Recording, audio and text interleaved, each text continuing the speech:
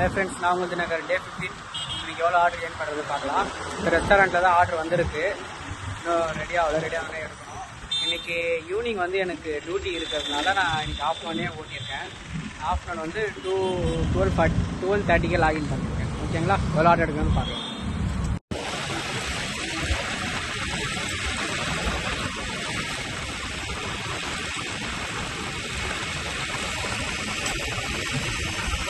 என்னோடய ஆர்டர் முடிச்சு நான் ரூமுக்கு போய்ட்டு அப்டேட் பண்ணுறேன். ஆஃப்டர்நூன் 12:30லேருந்து ஈவினிங் 4:30 வரைக்கும் ஓட்டியிருக்கேன். நான் ரூமுக்கு போய்ட்டு அப்டேட் பண்ணுறேன். ஓகேங்களா. ஃப்ரெண்ட்ஸ், இன்றைக்கின்னு பார்த்தீங்கன்னா 8 ஆர்டர் எடுத்திருக்கோம்.